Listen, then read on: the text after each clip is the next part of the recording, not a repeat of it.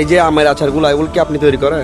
এখন বৃষ্টি এলে একটু বৃষ্টি না, এই যে দেখা যাচ্ছে আমের আচার বানাইছেন, তারপরে আম এই কাঁচা আম থেকে তৈরি করেন এগুলা। এই আমগুলো তো টক, কেন আমি একটা খাইছি যে অনেক টক, ঠিক আছে? মিষ্টি থেকে তেঁতুল খেতে কুকুর বড় শখ। জি জি। তারপর হ্যাঁ মামু, এই যে আপনি সারাদিন এগুলা বিক্রি করেন, ডেইলি কয় টাকা মানে উপার্জন করেন এগুলা বিক্রি করে? হ্যাঁ, এই 500 টাকা ইনকাম হলে যথেষ্ট।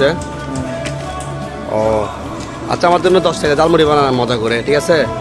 হ্যাঁ, জাল টাল দিয়ে ভালো করে 10 টাকা জালমুড়ি, ঠিক আছে? আজকে দেখি মামুর জালমুড়ি কিরকম লাগে, ঠিক আছে? দর্শক দেখা যাক মামুর জালমুড়ি খাবো, এখন আমরা টেস্ট করবো।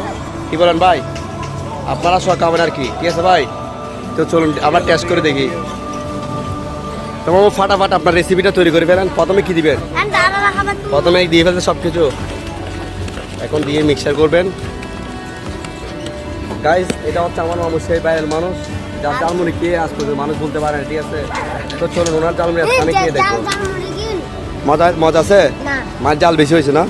ভাই মজা লাগছে? আচ্ছা চলো, হয়ে গেছে। কাট দেন, 3টা কাট দেন।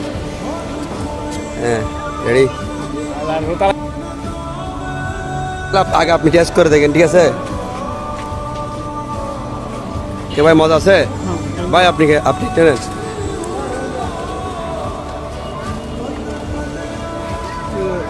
এবার আপনি নিতে পারতেছেন না ভাই, তাহলে এদিকে আমার দর্শক দেখি এখন আমি কে আমার জামুড়ি অনেক মজা। যেখানে দেখবেন অবশ্যই জামুড়ি খাবেন।